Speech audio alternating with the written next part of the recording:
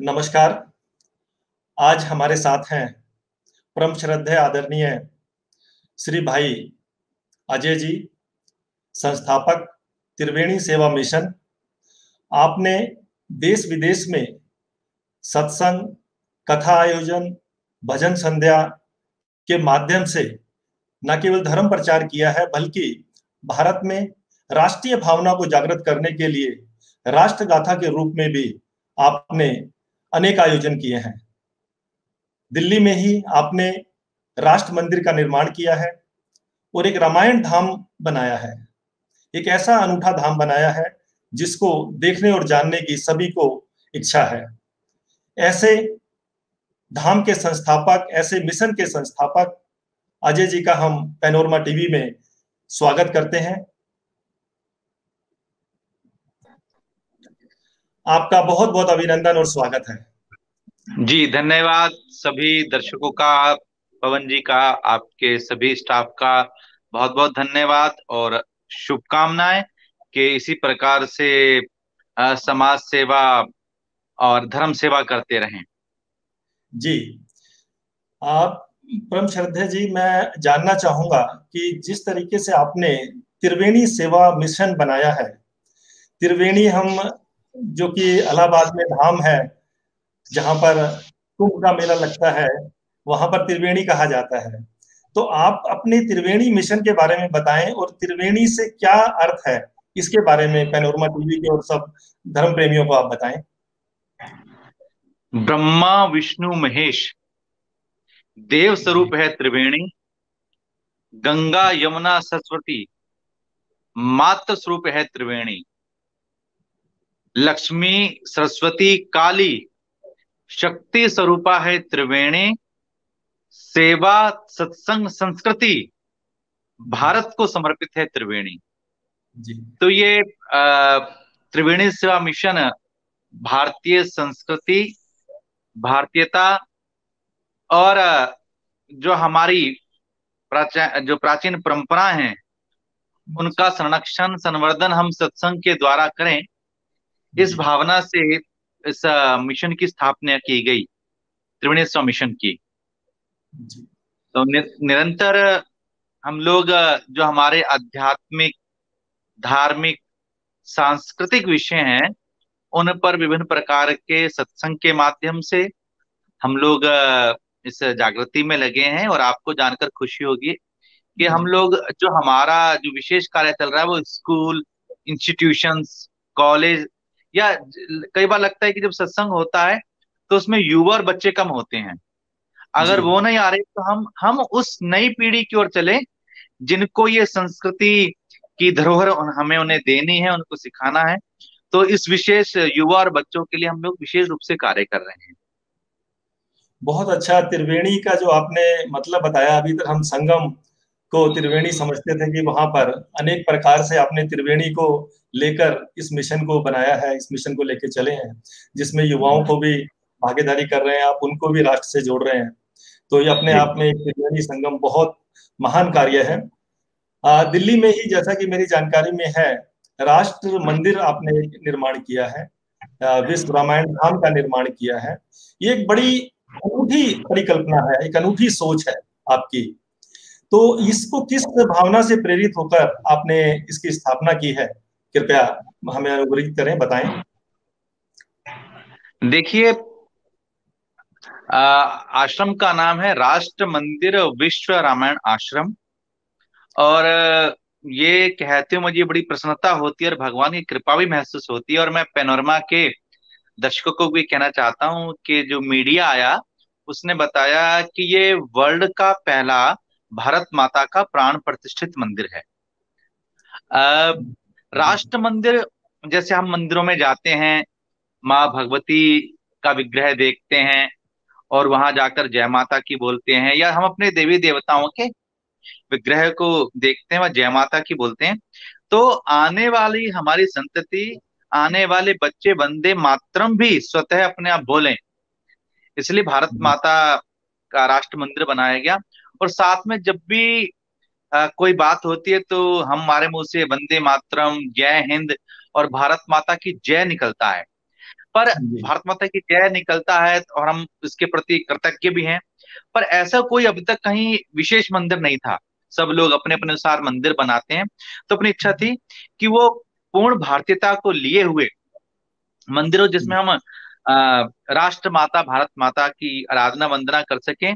वहां जिस प्रकार से हम देखते हैं देवी देवताओं की आरती होती है, ऐसे आश्रम में नित्य भारत माता की आरती होती है, भोग प्रसादी होती है और सारी सेवाएं होती हैं।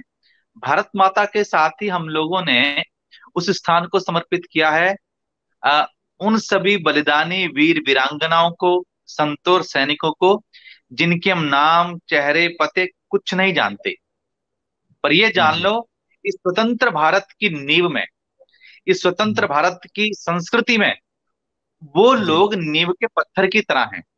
कोई मंदिर बनता है तो उसके शिखर को सब प्रणाम करते हैं, स्वर्णमयी कलश लगा होता है, परंतु स्वर्णमयी कलश और वो मंदिर का जो आधार है वो नींव के पत्थर हैं। इसलिए हमने नींव के पत्थरों को, उन नींव के लोगों को प्रणाम करने के लिए राष्ट्र मंदिर विश्वरणाश्रम बनाया। बहुत सुंदर कल्पना को साकार रूप आपने दिया है। और इसकी प्रेरणा आपको कैसे मिली कि इस तरीके का कोई कार्य किया जाए? इसकी प्रेरणा कैसे मिली? देखिए, इसकी सबसे प्रेरणा ये थी कि अपने परिवार में सिपाही होने की परंपरा है। हमारे दादाजी, हमारे पिताजी मिनिस्ट्री ऑफ डिफेंस में रहे। और पर ये था कि रामायण का नित्य पाठ घर में रहता था। तो राष्ट्र की, क्योंकि सैनिक परिवार से थे, और राम की, दोनों की परंपराएं हमें मिली। और साथ में एक बात और विशेष है कि आज इस समय देश को राष्ट्र धर्म कर्तव्य को निभाने की बड़ी आवश्यकता है, मतलब कि हम राष्ट्र को सही से रूप में जाने। हम आजकल कहते हैं कि भी धार्मिक होना चाहिए। धर्म क्या है? धर्म जी। की कई परिभाषाएं हैं। और मनुस्मृति के अंदर उसके 10 लक्षण कहे गए हैं। जी। गोस्वामी तुलसीदास जी ने कहा है, परिहित सरिस धर्म नहीं भाई। अलग अलग परिभाषा है, सभी ऋषियों ने, शास्त्रों ने धर्म की परिभाषाएं दी हैं, उसके गुण बताए हैं। परंतु अगर संक्षेप में समझ लें जी। तो धर्म का अर्थ है प्रेम पूर्वक ईमानदारी से अपने कर्तव्यों का निर्वाह करना। प्रेम ये धर्म। पूर्वक ईमानदारी से अपने कर्तव्यों का निर्वाह करना। और भगवान राम इस संस्कृति की, भारत की आत्मा है, और उन्होंने सब कुछ यही किया है। उन्होंने जीवन में सारे संकट स्वीकार किए, सभी संघर्ष स्वीकार किए, पर कभी भी धर्म को नहीं छोड़ा। जी। उन्होंने कर्तव्यों का निर्वाह था, एक आदर्श पुत्र के रूप में राजपाट के लिए नहीं, वनवास जाना स्वीकार किया। एक आदर्श भाई के रूप में संपत्ति के बंटवारे की लड़ाई नहीं हुई। जैसा कि जी। आज आप देखते, बड़ा दुखद होता है कि संपत्ति बंटवारे के लिए भाई भाई लड़ जाते आपस हैं। में लड़ते तो हैं। जी। जी, भगवान राम संपत्ति के बंटवारे के लिए नहीं, घर में जो विपत्ति आती है उसके बंटवारे के लिए आगे आते हैं। और इसीलिए एक मर्यादा पुरुषोत्तम है। मर्यादा जी, पुरुषोत्तम इसीलिए। और इसी इसी प्रकार से वो, वो जी, पुरुष, मतलब कि पुरुषों में उत्तम, सर्वोत्तम, इसलिए उन्हें मर्यादा पुरुषोत्तम। तो वो हर एक चीज का आदर्श स्थापित करते हैं हमारे लिए, एक भाई के रूप में, एक पुत्र के रूप में, एक मित्र के रूप में। आजकल आप देखें कि जिनके कुछ संपदा हो लोग उनसे मित्रता लगाते हैं, पर राम निषाद से मिलते हैं, केवट से जी। मिलते हैं, वनवासियों से मिलते हैं, और सबको हृदय से लगाते हैं। तो हम समाजवाद की कल्पना करते हैं, वो सच्चा समाजवाद राम जी ने जीकर सिखलाया है कि शबरी के भी झूठे बेर खाए। इसलिए हाँ। राम का चरित्र और राष्ट्र का कर्तव्य, दोनों को मिलाकर राष्ट्र मंदिर विश्वरमण आश्रम की स्थापना की गई। और आश्रम में हम स्कूलों से बच्चे क्योंकि बुलाते हैं कि वहां बच्चे आते हैं और वो राष्ट्र धर्म की दोनों के समन्वय की शिक्षा वहां पर प्राप्त करते हैं। अच्छा, राष्ट्र सेवा के लिए भी प्रेरित किए जाते हैं और धार्मिक धर्म की जो शिक्षा है वो भी वहां मिलती है बच्चों को। जी जी, जिस प्रकार से एनसीसी स्काउट है, जी। जैसे आपने कहा था आपको कैसे प्रेरणा मिली, हम बालपन से पहले एनसीसी में, स्काउट में, रेड क्रॉस में और इस एनएस में, इसी प्रकार से लगातार जो राष्ट्रभक्ति की या प्रेरणा देने वाली हैं ये संस्थाएं, इनसे जुड़े रहे। और आज भी मैं तो ये कहना चाहूंगा कि आने वाला अवसर ऐसा हो कि जब बच्चा 12th पास कर लेता है तो जी उसके जी रिजल्ट में कुछ समय होता है, तो हर भारत का हर युवक कुछ महीना के लिए आर्मी ट्रेनिंग प्राप्त करे, जैसे इजराइल में होता है कि कंपलसरी है वहाँ आर्मी ट्रेनिंग। तो जब जी, बच्चा विदेशों में है। युवा होगा और उसको इस प्रकार ट्रेनिंग होगी, तो आगे आने वाले समय में भटकेगा नहीं धर्म के नाम पर, उसमें भटकाव नहीं होगा। उसके अंदर अपने जीवन की तरक्की की इच्छा भी होगी और राष्ट्र की तरक्की की इच्छा भी होगी। तो राष्ट्र का हित करने का विचार करेगा अपने अपने काम के साथ, तो ये बड़ी जरूरी है। ऐसे ये मेरी जी निज भावना है कि आने वाले समय जी में कि जब एक सीमा विशेष पर सब बच्चों को, चाहे वो बेटा हो चाहे बेटिया, सबको आर्मी ट्रेनिंग होनी चाहिए। ये सबके लिए बहुत उपयोगी होगा और राष्ट्र के लिए भी उनके समय की टाइमिंग, पंचुअलिटी, उनका कार्य कौशल आप सब लोग जानते ही जीवन में उनके काम आएगा, पढ़ाई के साथ साथ, रोजगार के साथ साथ, काम धंधों के साथ साथ, अगर वो इस टाइप हैं। की जी राष्ट्र से समर्पित भावना से ट्रेनिंग लेंगे और इस तरीके की जी तैयारी करेंगे तो जीवन भर उनको काम आएगा। बहुत अच्छा है, बड़ी अच्छी सोच है, बड़ा अच्छा विचार है। ये जो हमारा राष्ट्र मंदिर है, जी ये दिल्ली में कहाँ पर स्थित है और वहाँ क्या क्या स्थापना आपने की हुई है? एक एक पार्ट तो ये है। दूसरा मैं चाहूंगा, जी इतने अच्छे मिशन से जो आपने त्रिवेणी सेवा मिशन बनाया है, इस मिशन से हम लोग कोई भी जुड़ना चाहे तो उसका किस रूप में आपसे जुड़ सकता है? सेवा कार्यों में, धार्मिक कार्यों में, राष्ट्र निर्माण कार्यों में, किस रूप से? तो वो भी थोड़ा विस्तार से हमें बताएं। जी। सर, सर्वप्रथम तो त्रिवेणी सेवा मिशन सबके लिए सुलभ है, सब जगह। अभी हम जी लोगों ने ऑस्ट्रेलिया में भी त्रिवेणी मिशन की स्थापना कर दी है। वहां के लोग भी उसमें जुड़े हुए सेवा कार्य करते हैं। त्रिवेणी सेवा मिशन एक संस्था है ना, और जी उसका प्रकल्प है राष्ट्र मंदिर विश्व रमन आश्रम। तो कोई सब व्यक्ति जिसके हृदय के अंदर आध्यात्मिकता है, राष्ट्रीयता है, वो हर व्यक्ति उसका सदस्य है। वहां पर आए, वो सेवा करे। हम लोगों ने वहां पर बहुत सारे क्या कहते हैं दर्शनीय स्थान बनाए हैं। जैसे आश्रम में आएंगे तो आश्रम जी प्राचीन गुरुकुल शैली में बनाया गया है, जैसे आप गांव में देखते थे। अभी कई बार कहते हैं कि चक्की देखने को नहीं मिलती, बच्चों को चूल्हा देखने को नहीं मिलता। तो अपनी संस्कृति की छोटी छोटी चीजें हमने वहां पर रखी है। और साथ में अमर जवान ज्योति, जैसे आपने इंडिया गेट में अमर जवान ज्योति दी, इसी जी प्रकार से जी हमने उसमें नमन स्थल अ, नमन स्थल स्मारक बनाया है, जिसमें एक तरफ स्टेन गन पे हेलमेट है और दूसरी तरफ त्रिशूल लगा है। वो अच्छा। स्टेन गन पे हेलमेट सिपाहियों को, राष्ट्र के सैनिकों को समर्पित है, और प्रतीक। त्रिशूल देश के संतों को समर्पित है। एक ये जी विशेष बात है कि राष्ट्र और धर्म अलग अलग नहीं है। जो राष्ट्र और धर्म अलग अलग नहीं है, आश्रम के अंदर तिरंगा और केसरिया दोनों लहरा रहे हैं। तो किसी ने प्रश्न किया था कि जी तिरंगा और केसरिया के इन दोनों का समन्वय क्या है।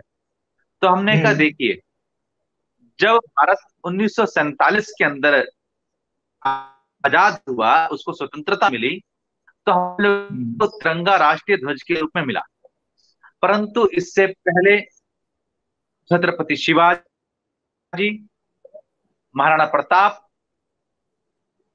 दानवीर जी भीम भामाशाह जी, या झांसी की रानी लक्ष्मीबाई, या जी गुरु गोविंद सिंह जी, जो हमारे जितने भी 47 से वो जिन वीरों ने सबने अपनी शहीदी दी, अपने बलिदान दिए, वो इस जी केसरिया के कारण दिए। तो आने वाला समय भी इस तिरंगे के साथ केसरिया ना भूले, इसलिए धर्म और राष्ट्र दोनों के समन्वय के प्रतीक वहां पर तिरंगा और केसरिया वहां पे लहरता है। नमन स्थल जैसे हमने बताया कि जी वीरों को और संतों को समर्पित है। तो आश्रम में नित्य गणेश वंदना से लेके वंदे मातरम तक आरती की जाती है। प्रतिदिन। गणेश वंदना से लेके प्रतिदिन, जी प्रतिदिन राष्ट्रगीत, राष्ट्रगान वहां पर होता ही है। और साथ में मैं सबसे पहले तो पनोरमा के सभी अधिकारियों को और जो आपका स्टाफ है आपको आमंत्रित करना चाहूंगा, आप आइए। हम लोगों ने जी स्थापना की है लालाजी और बालाजी। जब हम उनके लाला आपके जी चित्र और भी बाला भेजेंगे। जी। लाला जी हैं हमारे, लाला जी हमारे गणपति जी, अच्छा और अच्छा। बालाजी हनुमान जी, तो दोनों साथ हनुमान में जी। बैठे हैं। ये भी आप अच्छा कहीं और नहीं देखेंगे। दोनों को चोला चढ़ाया जाता है, सिंदूर चढ़ाया जाता है, क्योंकि अच्छा। दोनों ही गणपति जी को, शंकर। गणपति जी को, गणपति जी को भी जी सिंदूर हाँ, और चोला चढ़ता है, और हनुमान जी को भी, दोनों को एक साथ। दोनों के एक साथ चोला चढ़ता है। आप क्या कहते हैं, महाराष्ट्र में आप देखेंगे तो सिंदूरी गणपति होते हैं, मध्य प्रदेश में देखेंगे, और जी या अपने जयपुर में भी हैं, क्या कहते हैं, मोटे गणेश जी। तो वहां पर उनको चोला चढ़ता है। दक्षिण मतलब कि महाराष्ट्र में, महाराष्ट्र में और मध्य प्रदेश में विशेष रूप से आप देखेंगे तो उनको चोला चढ़ाया था, सिंदूरी गणपति होते हैं। तो अपने यहाँ पर लाला जी और बालाजी, लाला जी हैं मंगलकरण और जी। बालाजी हैं संकटहरण। और संकट। आज हम लोगों को इन दोनों की बहुत आवश्यकता है जी कि हमारा मंगल हो, हमारी सद्बुद्धि रहे, क्योंकि गणपति जी बुद्धि के देवता है, तो हमारी बुद्धि सन्मार्ग पर चले। जी अगर हमारे जीवन में हमने कुछ संपदा पाली, कुछ नाम पा लिया, तब भी हमारी बुद्धि बिगड़े नहीं, कुछ हम बहुत कुछ हो गए, हमारी जी। बुद्धि तब भी भगवान के चरणों में लगे रहे। और जी साथ में हनुमान जी हैं, राम दुआरे तुम रखवारे। जी। हनुमान जी, अगर हमारे में त्रुटि हो तो आप हमारे संभाल के रखना। इसलिए लाला जी और बाला जी दोनों स्थापित दोनों हैं। एक साथ। हाँ जी। और साथ में अयोध्या जी की शैली में राम दरबार बना है। अयोध्या जी की अरे, शैली में कैसे? उस दरबार के अंदर भरत और शत्रुघ्न भी हैं। अच्छा भरत और अच्छा। शत्रुघ्न सहित बहुत बिरले दरबार लगाए जाते हैं, परंतु जी संपूर्ण राम दरबार कराया जाता है। राम जी को अपने भाइयों से बड़ा प्रेम है, और हम भी जी। चाहते हैं कि भारत ही नहीं, पूरे विश्व में the one world one family, जो हमारा वसुधैव कुटुंबकम का संदेश है, वो सब में जाए। इसलिए संपूर्ण राम दरबार उसमें स्थापित किया गया है। और उसमें छोटे राम सरकार हैं, जिन्हें रामलला जी कहते हैं।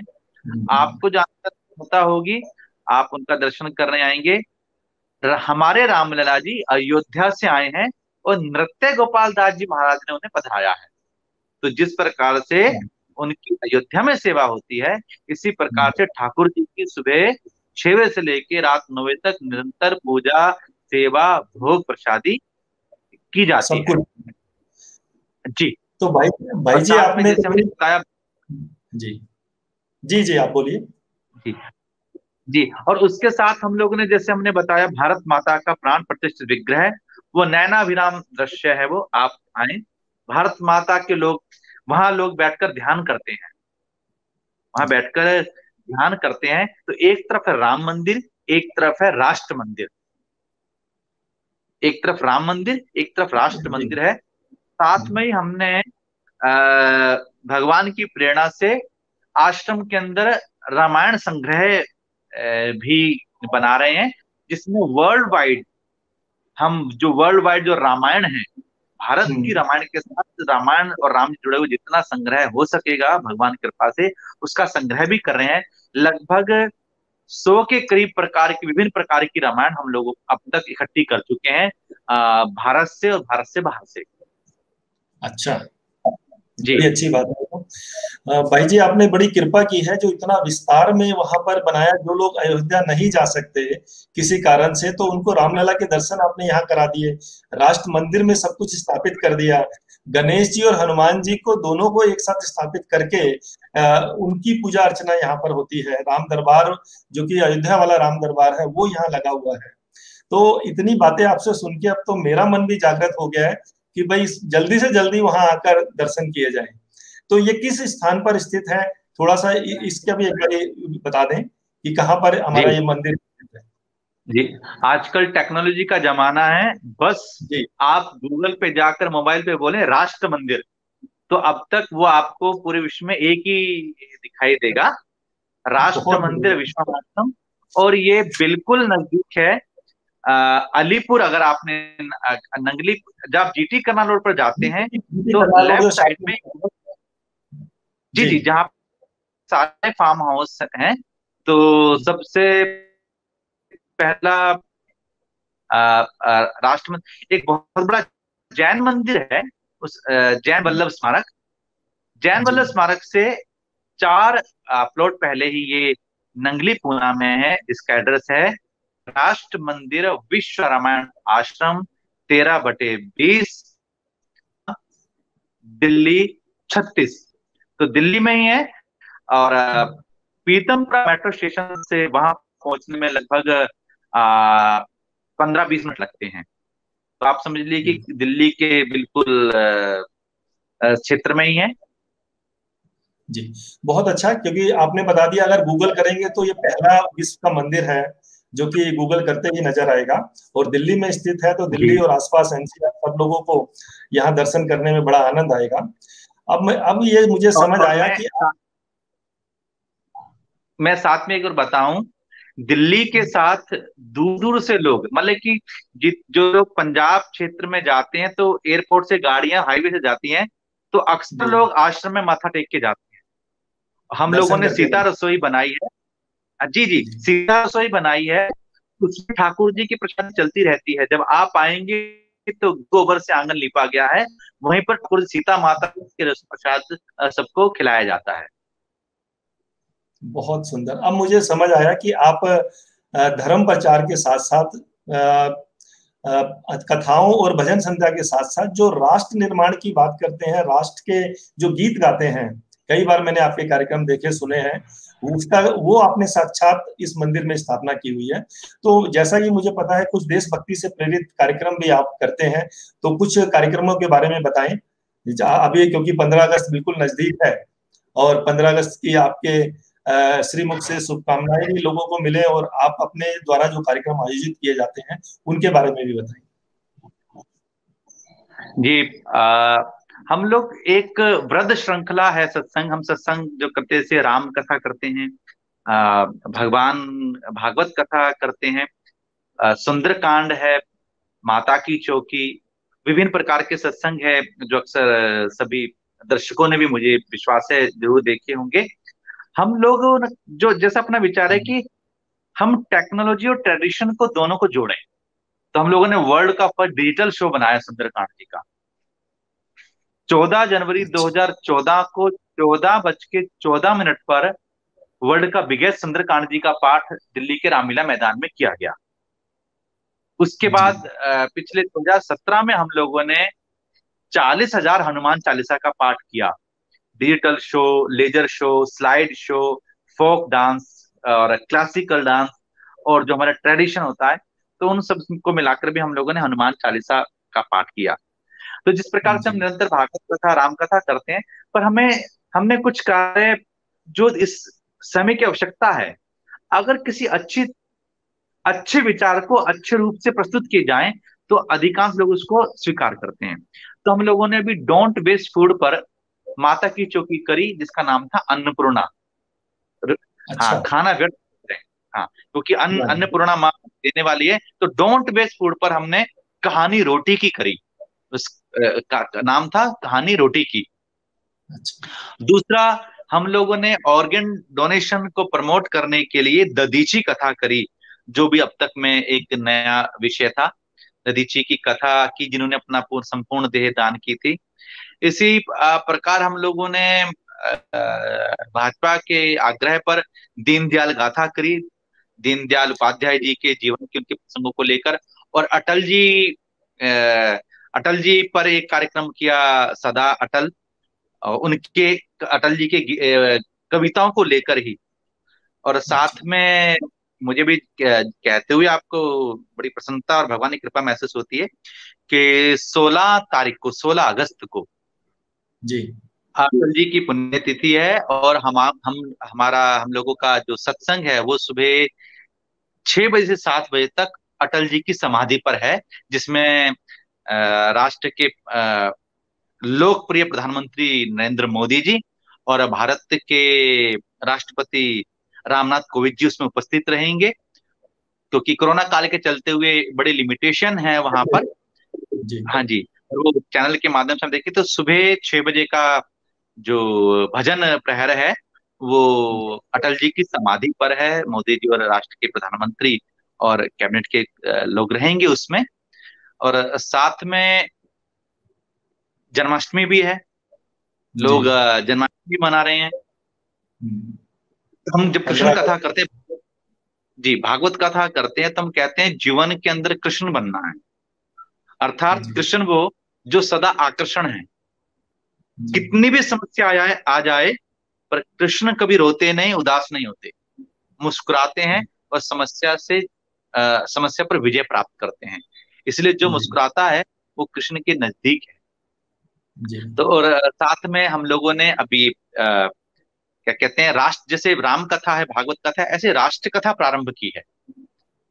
उसमें जी। हम जो हमारे देश की संस्कृति से जितने जुड़े हुए पहलू हैं, ऐसे बहुत से वीर बलिदानियों की गाथा, जिनके हम नाम चेहरे सब कुछ भूल गए हैं, उनका विषय रखा जाता है। उसके अंदर गीता भी है, रामायण भी है, महाभारत भी है, हमारे वेदों का भी सार है, और बहुत सारी ऐसी कहानियां जो हमारे बच्चों को पता होनी चाहिए, वो भी वो उसके श्रृंखला में रखी जाती है। तो राष्ट्र गाथा है जो संस्कार चैनल पर आप थोड़े दिनों के बाद शाम को देखा करेंगे।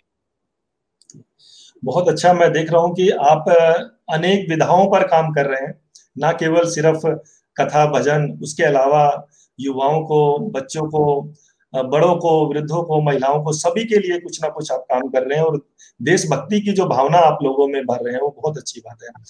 अभी भाई जी, जिस जिस तरीके से 5 अगस्त को अयोध्या में श्री राम जी के मंदिर की स्थापना में मोदी जी ने जाके शिलान्यास किया है, उसका एक न केवल भारतवर्ष बल्कि देश विदेश में भी करोड़ों लोगों के अंदर एक खुशी की लहर है, एक आप विभोर लोग हुए हुए हैं।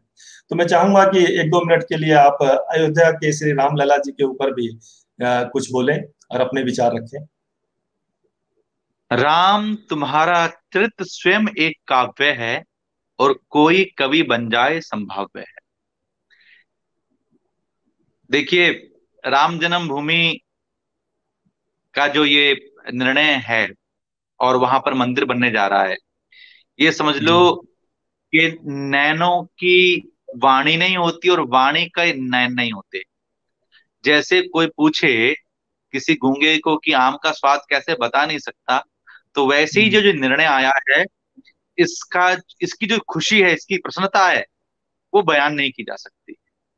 व्यक्त नहीं हो सकती। सैकड़ों, जी जी जी, सैकड़ों सैकड़ों सैकड़ों वर्षों के बलिदान, शौर्य, समर्पण, और लगातार लगातार आत्मसमर्पण का ये प्रणाम है कि राम मंदिर बन रहा है। आप ये मान लो, राम पूर्ण सत्य है। इस सत्य को स्वीकार करने में 500 साल लगे हैं, इस सत्य को। परंतु वो सत्य प्रकट होके रहा, क्योंकि असत्य आप याद नहीं रख सकते। आप अगर झूठ सोचे कि मैं झूठ को याद रख लूं, याद याद रहेगा ही नहीं। असत्य को आप याद नहीं रख सकते, और सत्य को कभी भुला नहीं सकते। इसलिए राम पूर्ण सत्य हैं। मैं पैनोरमा को, हमने अभी एक आर्टिकल लिखा है, मेरा राम मेरा राष्ट्र। मैं पैनोरमा की पत्रिका को वो दूंगा, जिसके अंदर हम लोगों ने राष्ट्र, मतलब भारत, राष्ट्र और राम को एकाकार दर्शाया है कि राम आत्मा है। कई बार आप कहते हैं, हम जी। कई बार सुनेंगे, आता है कि हम लोग भारत को अमेरिका बनाएंगे, भारत को इंग्लैंड बनाएंगे, भारत को पेरिस बनाएंगे। पर मैं कहना चाहता हूँ, भारत को भारत ही बनाना है। भारत को हमको भारत ही बनाना है। यहाँ विकास तो हो, परंतु मात पिता देवो भव ये हम नहीं भूलें। यहाँ पे डेवलपमेंट हो, पर आचार्य देवो भव हम नहीं भूलें। हम यहाँ पर बहुत तरक्की तो करें, पर अपने रिश्तेदारों का, भाइयों बहनों का, सामाजिकता का, पड़ोसियों का, किसी जरूरतमंद का ध्यान रखें, उनसे प्रेम करें। अर्थात भारत भारत बने प्रेम के साथ। हम सब जगह कहते हैं भारत बंदे जगत गुरु, भारत विश्व गुरु बनेगा। भारत को विजेता बनाने को नहीं कह रहे कि भारत सबको जीतेगा। क्यों? जीतने के लिए युद्ध करने पड़ते हैं, और भारत की ये नीति नहीं है। गुरु की नीति क्या होती है? गुरु चाहता है कि सबका विकास हो। इसलिए भारत को आप चाहे अंतरराष्ट्रीय रूप में देखें, उनकी राजनीति में देखें, भारत कभी किसी, ना तो युद्ध चाहता है, ना किसी को हिंसा चाहता है, वो हमेशा सबकी तरक्की चाहता है। जैसे महावीर जी का है ना, जियो और जीने दो, ये भारत की जी। आत्मा है। राम मंदिर का ये निर्माण, ये शौर्य का परिणाम है। महाराष्ट्र से मराठा आए, राजस्थान से राजपूत आए, पंजाब से सिख आए, अर्थात जी संपूर्ण अपने अपने समय में जिस जिस व्यक्ति के पास जो भी शक्ति समर्पण था, उन्होंने वहां जाकर अपने शौर्य से राम मंदिर को पुनः पुनः जागृत करने का पूरा प्रयास किया। और जी। अब राम मंदिर बन गया है। मैं एक इस पे छोटा सा बड़ा भावुक प्रसंग कहूंगा। वो प्रसंग ये है, आप ध्यान करें कि जो इस का निर्णय आया था वो हम्म, 8 या 9 अगस्त, नवंबर को आया था, जी राम मंदिर में। हम जी लोग जी न्यूज की एक डिबेट थी, उसमें गए हुए थे। 5-6 तारीख की बात है। निर्णय तो आया 9 तारीख को, जी। नवंबर को।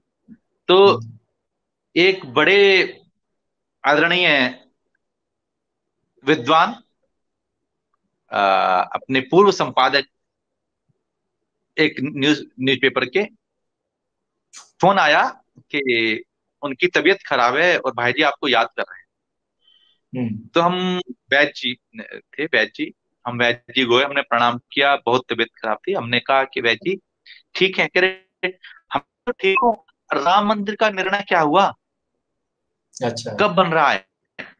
मैंने हम्म, कहा बाबूजी ये 5 नवंबर की बात है। मैंने कहा बाबूजी निर्णय आ गया है और मंदिर का निर्माण भी प्रारंभ हो रहा है। अच्छा। अरे भगवान, हम मेरे प्राण आराम से निकलेंगे। बहुत अच्छा हुआ बेटा, बहुत अच्छा हुआ। और मैं जब वापस आया तो हम्म, उन वैद्य जी ने अपने प्राण छोड़ दिए। ये किसी सुनकर व्यक्ति के अंतिम समय में उनके जीवन में उनकी क्या अभिलाषा है कि राम जी मंदिर बन राम। जाए। मैंने उस दिन ये शायद 5 नवंबर को झूठ बोला होगा, पर उनकी आत्मा तृप्त हुई, सत्य जागृत हुआ, राम मंदिर बना। हम लोग फिजी में थे, ऑस्ट्रेलिया और न्यूजीलैंड के बीच में एक छोटा सा आइलैंड है फिजी। वहां पे एक जी। माता जी एक दीवार की तरफ फूल चढ़ाती थी। तो हमने कहा माता जी इधर कैसे फूल चढ़ाते हो? तो उसने हम्म, कहा हमें हमें पता है इस दिशा में हमारा भारत और राम मंदिर है, इसलिए उधर हम्म। फूल चढ़ाती है। ये ऐसी भावुक, मैं भावुक बातें करता हूँ तो मेरे रोंगटे खड़े होते हैं और मेरे भी हो बड़ा गए हैं, मैं संवेदनशील हो इसीलिए। जाता हूँ मैं। जी जी जी जी। तो ये बहुत आत्मीयता का क्षण है, बहुत प्रसन्नता का क्षण है। हम लोग 1 तारीख से, लगभग 1 तारीख से 6 तारीख तक हम लोगों ने उत्सव मनाया। संपूर्ण मंदिर उसमें सजा हुआ था, रोज कीर्तन होता था और सभी लोगों की वहां पर दर्शन भी करने आते थे। आप की तरह मीडिया जगत के जितना भी चैनल्स थे वो भी आए। और मैं एक पैनोरमा को कहूंगा कि हमने राम मंदिर की डमी वहां रखी है। आप भी एक दिन जी। वहां पर आए और अपने दर्शकों को इसको दिखाएं। तो इसलिए राम जन्म मेरे भूमि पर मंदिर निर्माण होने जा रहा है। तो हम सब मिलकर आज तक गाते थे, अयोध्या करती है आह्वान, ठाट से कर मंदिर निर्माण। पर अब हम गाते हैं, हो गया पूरा अब अभियान, हो रहा मंदिर का निर्माण। इसलिए मंदिर का निर्माण हो रहा है और इसकी रक्षा सुरक्षा हम लोगों को करनी है। हर व्यक्ति के अंदर एक सिपाही जिंदा रहना चाहिए। ये मैं एक बड़े भाव से कहना, हर व्यक्ति के अंदर सिपाही जिंदा रहना चाहिए। कांधे जी मुंह जनेऊ साजे, हाथ वज्र और ध्वजा विराजे। जनेऊ का और गदा का, ध्वज का समन्वय हमारी संस्कृति में रहना चाहिए। ये बहुत आवश्यक है। जी भाई जी, बड़े सुंदर सरल भाषा में आपने जो ये बात बताई, और मेरे भी इवन मैं भी भावुक हो गया जब आपने उन संपादक महोदय को पहले से ही सूचना दे दी थी कि हाँ राम मंदिर बन रहा है, और उन्होंने बड़े निश्चिंत होकर अपने प्राण त्यागे। ये देखो, कहते हैं कि कभी कभी किसी अच्छे काम के लिए झूठ बोलना भी, या उसको ये कहें कि आपको पहले से ही वो नजर आ गई वो सब चीजें कि ऐसा हो रहा है, तो वो आपने उनको बताई, तो बड़ा सुंदर, बहुत अच्छा लगा। आज पूरा विश्व के साथ साथ भारत भी जो कोरोना की चपेट में आया हुआ है, एक इतनी कोविड-19 इतनी बड़ी बीमारी फैली हुई है। आप ऐसी प्रार्थना करें कि सब ठीक हो और इस सब से मुक्ति मिले।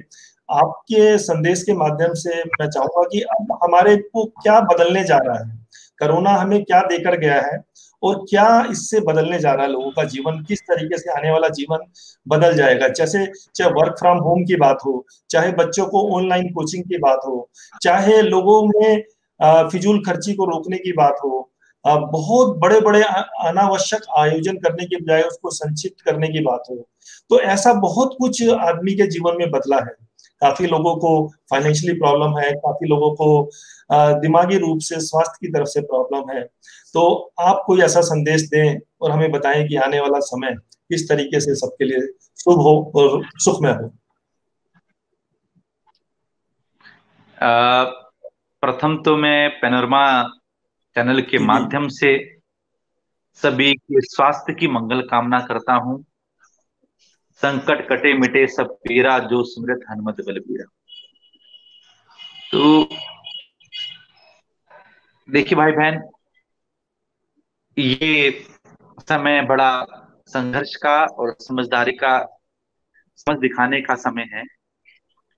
कोरोना कहे कुछ करो ना, कोरोना कहे कुछ करो करो ना। ना, संभल के रहो, संभल के रहो, फिर डरो ना। कोरोना कहे कुछ फालतू करो ना। करो ना, और संभल के रहो, फिर डरो ना। हाँ जी, कोरोना कोरोना अर्थात कुछ करो ना। आप देखिए ना, सब लोग घर पे ही हैं, कुछ ना कुछ कर रहे हैं। जी मुझे अच्छी तरह से याद है कि 17 अप्रैल को हम लोगों का 2 महीने का ऑस्ट्रेलिया सत्संग यात्रा थी, जी 17 मार्च की। और लगभग मार्च के पहले हफ्ते के बाद कुछ कुछ कोरोना की गतिविधियां प्रारंभ हो गई थी। होली भी नहीं पूर्ण रूप से ऐसे सार्वजनिक की गई थी, मतलब कि उसका प्रभाव मार्च के साथ बढ़ने लगा था। 21 मार्च को लॉकडाउन हुआ था, और हम 17 मार्च का हमारा जब ऑस्ट्रेलिया का प्रवास था, तो उसमें देखते वो पोस्टपोन कर दिया गया। जी और इस स्थिति में सब लोग घर पे रहे, तो हमने जी कुछ निज अनुभव किया। अनुभव ये रहा, प्रथम बात, ईश्वर ने या इस प्रकृति के माध्यम से जो हमको कोरोना का संदेश मिला, उनमें सबसे पहली बात है, हम लोगों को जागृत होना पड़ेगा। हम लोगों को अपने मन से पूछना पड़ेगा कि हम लोगों को क्या करना या क्या नहीं करना। सब जी लोग घर पे हैं, हमने इसके लिए विशेष लोगों के लिए मेडिटेशन भी बनाया है। इसमें सब लोग फाइनेंशियली भी, मानसिक भी, मतलब तन मन धन तीनों प्रकार से त्रस्त हैं। तो तन के लिए मैं एक निवेदन करना चाहूंगा सबसे पहले, क्योंकि तन मन धन ये तीनों ही जी इससे प्रभावित हैं।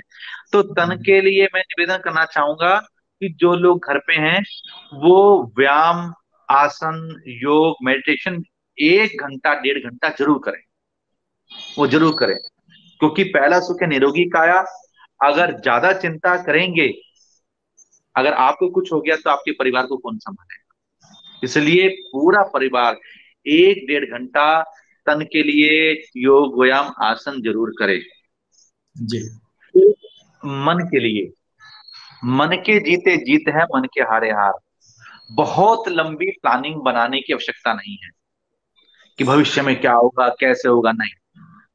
भगवान कृष्ण, अगर हम लोग भगवान के कृष्ण के भक्त हैं, तो हम याद रखें, कृष्ण ने कहा, क्यों व्यर्थ चिंता करते हो, किससे व्यर्थ डरते हो। तो कृष्ण को अगर मानना है तो जानना पड़ेगा कि लिव इन प्रेजेंट, हम वर्तमान में जिए। जी और सत्य बताएं, जो व्यक्ति अगर किसी की मदद कर सकता है तो वो जरूर करे। हम में से अभी भी भगवान कृपा से संपन्न साधन प्रबुद्ध परिवारजन हैं, वो किसी की मदद कर सकते हैं, जरूर करें। और हो सकता है जो मदद करने के लिए, हम लोग अक्सर कहीं सत्संग करने जाते हैं तो कोई कहता है जी हम आपसे जुड़ना चाहते हैं, तो हम कहते हैं आपका स्वागत है। पर मैं कहता हूँ, अगर हम कहीं पंजाब में सत्संग करने गए तो हम कहते हैं यहीं की किस संस्था के साथ जुड़कर यहीं का आप सेवा कर सकते हैं।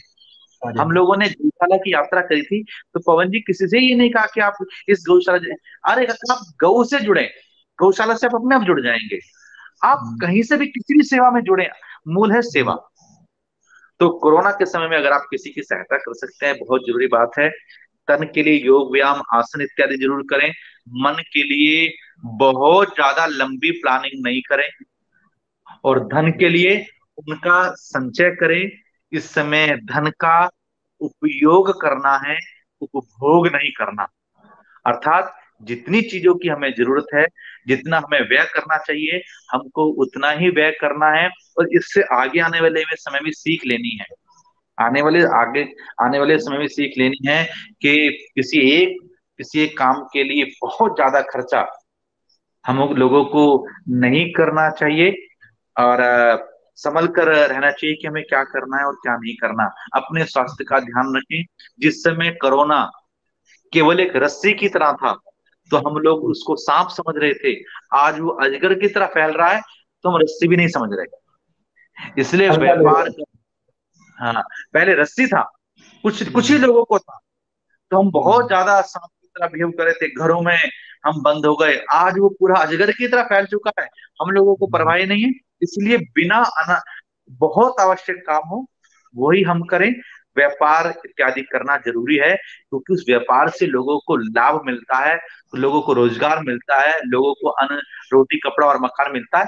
और वो सब कुछ सावधानी से करना है। और आपको क्या करना है क्या नहीं करना, मैं आज पेनोरमा के माध्यम से आपको एक व्यक्ति बताने वाला हूं जो आपकी हर समस्या का समाधान कर सकता है। अगर आप उस व्यक्ति से मिलना चाहते हैं तो अपने घर के शीशे के सामने खड़े हो जाएं। आप समझ रहे स्वयं। हैं? जी, जी। अपने घर के शीशे के सामने खड़े हो जाएं और पूछें कि मुझे क्या करना है क्या नहीं करना। वो शीशे में दिखने वाला शख्स आपको आपकी अंतरात्मा के अनुसार जरूर बताएगा। और अंतरात्मा जो कहे उसे मान लीजिए, क्योंकि आत्मा में परमात्मा का वास है। दर्पण झूठ नहीं बोलता। इसलिए जी। वो आपका सच्चा मित्र भी है, वो आपका मित्र भी है और शत्रु भी है। तो इसलिए जब आपको लगे कि मुझे क्या करना और क्या नहीं करना, तो भगवान को साक्षी होकर दर्पण के सामने बैठ जाएं और पूछे जवाब। तो दर्पण में दिखने वाला शख्स आपको आपके बारे में सबसे अच्छा बता सकता है। इसलिए जवाब मिल कोरोना, जाए। यस, वो जो सेल्फ असेसमेंट कहते हैं हम, स्वयं का निरीक्षण, वो हम लोगों को जरूर करना चाहिए। कि कोरोना काल में हम लोगों को बहुत कुछ चीजें समझनी चाहिए। बहुत सुंदर शब्दों में आपने तन मन धन का एग्जाम्पल देकर और कोरोना में कैसे रहें, क्या करें क्या ना करें, कैसे बचें, इन तीन शब्दों के अंदर ही आपने सब कुछ समेट दिया। और जो कुछ करना है स्वयं ने करना है, निश्चित रूप से ये है। बहुत मैं अंत में हम चाहेंगे कि आप समाज के नाम कोई संदेश दें आज, क्योंकि जन्माष्टमी भी है, फिर 15 अगस्त है, और ये समाज के नाम ये संदेश, और साथ में क्योंकि ये जो पैनोरमा टीवी है, न केवल दिल्ली बल्कि देश भर और अंतर्राष्ट्रीय स्तर पर भी वैश्य समाज के बीच में जाता है। तो विशेषकर वैश्य समाज के प्रति आप क्या भावना रखते हैं, क्या उनको संदेश देना चाहते हैं? सर्व समाज और वैश्य समाज दोनों को ही आप संदेश दें और हमें कृतार्थ करें। देखिए, अब संसार में, विषय में भारत में कहूं, ऐसी कौन सी जगह है जहां पर वैसे समाज नहीं है? सब जगह है। मेरे ख्याल में जो जो साधन संपन्न है उनके लिए बहुत सारे बड़े बड़े होटल हैं, रिजॉर्ट हैं, कहीं पर भी हैं। पर भारत में अनेक अगणित स्थानों पर अग्रवाल धर्मशाला ने ऐसे बहुत सारे जरूरतमंदों को अपनी सहायता दी है। जी। दान, दया, धर्म, संवेदना के रूप में वैश्य समाज अग्रणीय है। ये मैं हृदय से कहता हूँ, लक्ष्मी पुत्र है। मुझे अच्छी तरह याद है कि आ, शरद पूर्णिमा को लक्ष्मी जी का उत्सव मनाया जाता है अग्रवा धाम में। तो जी। सुभाष चंद्र जी के निमंत्रण पर हम लोग अग्रवा धाम जाते थे। हाँ, अब बार तो ये क्या कहते हैं, अग्रवा धाम में लक्ष्मी जी का उत्सव मनाने के लिए जाते थे। और हमने अग्रसेन जी पे भी कार्यक्रम किया। अग्रसेन जी को अग्र भागवत पढ़ा और अग्रसेन जी के जीवनी पर पढ़ा। माधवी जी से उनका विवाह हुआ। और अनेक देश, अपने भारत के अनेक प्रदेश कहते हैं उनके नाम पे, जैसे आगरा या अगरतला या जी। अग्रोहा। हमको अग्रसेन जी को कभी विस्मरण नहीं करना। जब हम कोई चित्र देखते हैं, मैं ये विशेष कहना चाहूंगा, आज आप देखें कि सभी जगह आपको अग्रसेन जी की मूर्ति अनेक अनेक चौक पे मिलेगी। अग्रवाल जी धर्मशाला, सेवा संस्थान, हॉस्पिटल, बहुत सारी चीजें। तो हमें अग्रसेन जी का चित्र देखते हुए उनका चरित्र अपने जीवन में लाना है। मैं पुनः प्रेरणा के दर्शक कहूंगा कि ये बात अपने मन में अंकित कर लें। अग्रसेन जी का चित्र देखते हुए उनका चरित्र हमको अपने मन में लेके आना है, क्योंकि उनके जीवन के अंदर संघर्ष था, उनके जीवन के अंदर प्रेरणा थी। विपदा के समय में भी उन्होंने अपनी हिम्मत नहीं खोई। 1 रुपया 1 ईंट का संदेश दिया। आज विचार जी करें हम क्या ऐसा कर रहे हैं।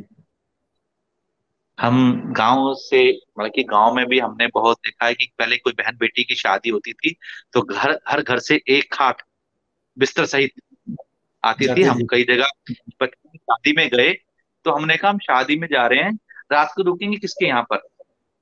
तो जो हमारे बड़े थे उन्होंने कहा किसके यहाँ नहीं, किसी के यहाँ भी रुक जाना, कोई मना तुम नहीं जिस करेगा। गांव में शादी में गए।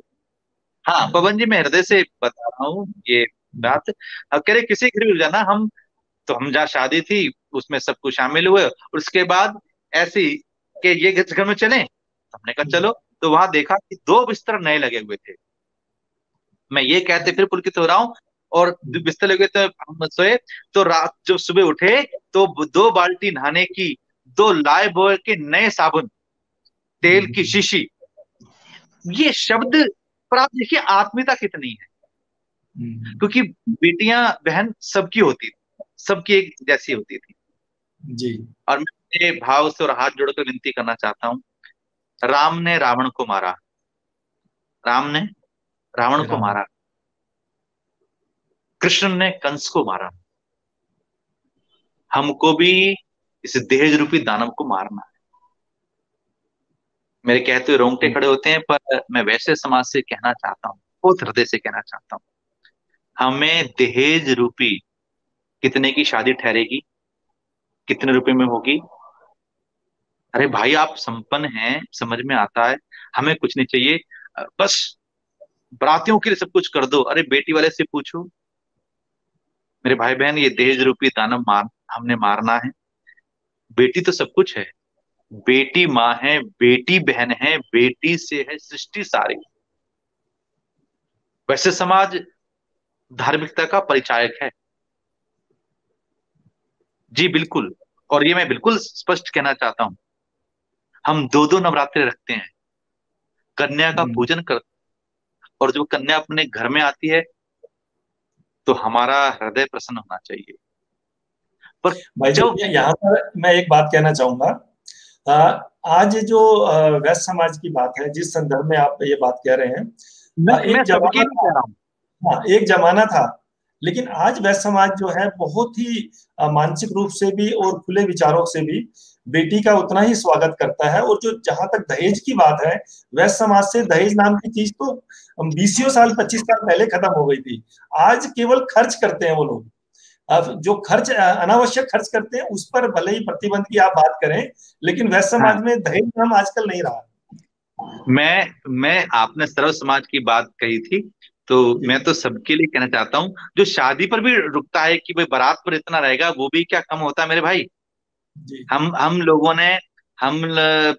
ने ऐसी बहुत से अपने परिवार, या वैसे समाज को चाहे वो जो बहुत जरूरतमंद परिवार है, हम लोग सुबह तक रुके उस जगह कि भाई बेटी की डोली विदाई विदाई विदाई हो जाए। हम जाए चाहे पूरे वर्ल्ड वाइड भ्रमण करें, पर मैं अपने उस कदमों को कभी नहीं भूलना चाहता। इसलिए जो परिवार इस तरह से आवश्यकता में होते हैं हम उनका भी पूर्ण ध्यान। सहयोग करने की कोशिश करते हैं। तो शादी पे भी जो भी कुछ हम कहा, जैसे मैंने बताया था कि शीशे में दिखने वाला शख्स बताएगा आपको कि कितना सत्य है। तो तो इसलिए हमको ये समझना है कि हमें क्या करना है क्या नहीं करना। उसमें सिंपल सिटी हो।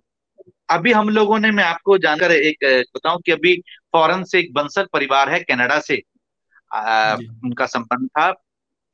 हम लोगों ने अभी संगीत वैदिक रीति से संगीत में विवाह फेरे प्रारंभ किए हैं। अर्थात विवाह फेरों को हम लोग शास्त्र के माध्यम से, रामायण के माध्यम से, अपने ग्रंथों के माध्यम से उसकी व्याख्या करते हैं और संगीत में मांगलिक भजनों के साथ वो विवाह करते हैं। क्योंकि अब तक बैंड के लिए 2 घंटे, डीजे के लिए 2 घंटे, और जब फेरे का समय है तो पंडित जल्दी जल्दी कर दो। तो जल्दी। हमने कहा ये तो बहुत असेंशियल विषय है, इसके लिए हम लोगों ने एक विशेष कार्यक्रम बनाया है, मंगल लावा फेरे। तो उसको उसको भी हम लोग बड़े अभी हम लोग कर रहे हैं। तो मैं केवल ये संदेश देना चाहूंगा कि हम लोगों को देश रूपी दानव को मारना है। बेटी बहन है, बेटी बेटी माँ है, बेटी बहन है, बेटी से है सृष्टि सारी, और बेटी बचाओ बेटी पढ़ाओ ये हम सबकी है जिम्मेदारी। तो ये हम सबकी जिम्मेदारी है। और निश्चित रूप से वैसे समाज का जो अग्रणीय सहयोग है वो बहुत विशेष है, क्योंकि क्योंकि भगवान, ये तो पेट है ना, जब संसार में जब उधर ठीक होगा तो सब कुछ ठीक होगा। इसलिए सबके व्यवसाय इत्यादि भी निरंतर चलने चाहिए। और मैं एक बात और आपको कहना चाहता हूँ वैसे समाज के विषय में। ऑस्ट्रेलिया के में कैनबरा उनकी कैपिटल है, वहां की कैपिटल में अपने दीपक गुप्ता जी, जो पूर्व चंडीगढ़ से हैं, दीपक गुप्ता जी, वो वहां के एमएलए बने हैं। और उन्होंने जब शपथ शपथ ली तो उन्होंने गीता पर हाथ रखकर शपथ ली। तो अभी बहुत तक अच्छी। ऑस्ट्रेलिया में भी, हाँ, ऑस्ट्रेलिया में भी एक विषय ये नया था कि सबसे पहले उन्होंने गीता पे हाथ रखकर शपथ ली कि मैं अपने देश के लिए अच्छा करूंगा। और बड़ा अच्छा लगा कि इस प्रकार से अपने विदेशों में रहने वाले बंधु, और मैं चाहूंगा कि पैनोरमा एक दिन दीपक गुप्ता जी का भी एक इंटरव्यू ले। हमारे बड़े प्रिय डिवोटी हैं, दिल्ली में आकर अपने पास ही वो रुकते हैं, और बहुत अच्छा उनका भारतीयों के लिए वो विदेश में कर रहे हैं। दीपक गुप्ता जी, आप उनका भी एक दिन इस प्रकार से भेंट वार्ता उनसे कर सकते हैं। जी, आप अरेंज कराइएगा उनका समय, तो मैं डेफिनेटली उनसे बात करूंगा। जी जी जी। तो ये पुणे सबको संदेश है कि सब लोग स्वस्थ रहें, व्यस्त रहें, मस्त रहें। जन्माष्टमी का विषय है कन्हैया को मनाएं। नंद के आनंद भयो, जय कन्हैया लाल की। तो खूब गाएं। और जी। कृष्ण आकर्षण है, संकट है, समस्याएं हैं, कोरोना काल चल रहा है, पर फिर भी जीत जाएंगे। मन के जीते जीत है, मन के हारे हार। जो आया है सो जाएगा, ये हमारा सिद्धांत है, हमारा नहीं, प्रकृति। जो आया है सो जाएगा, तो कोरोना क्यों नहीं जाएगा? ये भी मारा जाएगा अपनी गति। जैसे सर्दी जुकाम की तरह, मुझे दृढ़ विश्वास है मेरे भाई बहन, दृढ़ विश्वास है। जैसे सर्दी जुकाम की तरह जैसे पहले तो प्लेग भी बहुत बड़ी बीमारी होती थी, मलेरिया भी बड़ी बीमारी होती थी, पर जब से उसकी वैक्सीन आई तो वो आज एक छोटी मोटी बीमारी है। तो ऐसे ही ये भी कोरोना जाएगा। और एनसीसी में तो गाते थे ना, हम होंगे कामयाब, होंगे कामयाब, हम होंगे कामयाब एक दिन। हो मन में है विश्वास, पूरा है विश्वास, हम होंगे कामयाब एक दिन। तो निश्चित रूप से हम इस कोरोना की लड़ाई को जीतेंगे। कोरोना वॉरियरों को भी हम सब लोग उनका ध्यान रखें, उनका सम्मान करें। 15 अगस्त स्वतंत्रता दिवस आने वाला है। आप राष्ट्र मंदिर आइए, अपॉइंटमेंट पे रखा है हमने कि कृपया पहले फोन करके आए। तो हम लोग वहां पर ध्वजारोहण भी करेंगे, एक रिंग चढ़ाया जाता है समर्पण शहीदों को, हम वो सेरेमनी भी करेंगे, और काम कार्य भी करेंगे। कुछ याद उन्हें भी कर लो, हमारी एक श्रृंखला यूट्यूब पे हम चलाने वाले हैं, कुछ याद उन्हें भी कर लो। और अधिक जानकारी के लिए आप, अभी हम लोगों ने राम पर, कृष्ण पर यूट्यूब चैनल अपना अजय भाई जी, आप वहां पे भी देखकर इन विषयों के बारे में और ज्यादा और बेहतर जान सकते हैं। बहुत बहुत धन्यवाद भाई श्री जी, आपने आज इतना समय दिया कोरोना के विषय में, और आपका जो मिशन है, त्रिवेणी मिशन, सेवा मिशन, उसके बारे में बताया, राष्ट्र मंदिर के बारे में बताया, देश विदेश की सभी बातों पर चर्चा की, समाज को संदेश दिया। निश्चित रूप से सब लोग लाभान्वित होंगे, और इस जो मंदिर है हमारा राष्ट्र मंदिर, इसके दर्शन करना चाहेंगे। तो मेरा पैनोरमा टीवी के सभी लोगों से निवेदन कि कृपया मंदिर के नंबर पर फोन करके ही जाएं, अत्यंत भीड़ वहां पर ताकि ना हो, जिस जिस तरीके से अपॉइंटमेंट मिले, और इसको एक बार जरूर वहां जाके दर्शन करें और देखें कि दिल्ली में कितना सुंदर मंदिर ये बना हुआ है, क्योंकि मैंने पिक्चर्स और वीडियो देखे हैं और मैं स्वयं भी बहुत जल्दी मंदिर में आके आपके दर्शन करूंगा। आपका बहुत बहुत धन्यवाद, बहुत बहुत आभार, बहुत बहुत धन्यवाद। एक मैं पुनः चाहूंगा सभी को जी। कृष्ण जी के भजन से आप इस प्रोग्राम का आज का समापन करें, कोई कुछ लाइनें भजन की सुनाकर। आइए, मैं अकेले न रह जाऊं, आप सब मिलकर गाएं। हरि सुंदर नंद मुकुंदा, हरि नारायण हरि ओम। हरि सुंदर नंद मुकुंदा, हरि नारायण हरि ओम। तो ये पंक्तियां हैं, और आपके हृदय के अंदर श्री राधे गोविंदा, मन भजले हर का प्यारा नाम है। राधे गोविंदा, मन भजले हर का प्यारा नाम है। गोपाला हर का प्यारा नाम है। नंदलाला हर का प्यारा नाम है। श्री राधे गोविंदा, मन भजले हर का प्यारा नाम है। श्री राधे गोविंदा, मन भजले हर का प्यारा नाम है। बोले श्री वृंदावन बिहारी लाल की, बहुत बहुत जय किया लाल की। पुनः सभी को जय श्री राम, जय हिंद। जय श्री राम, जय हिंद।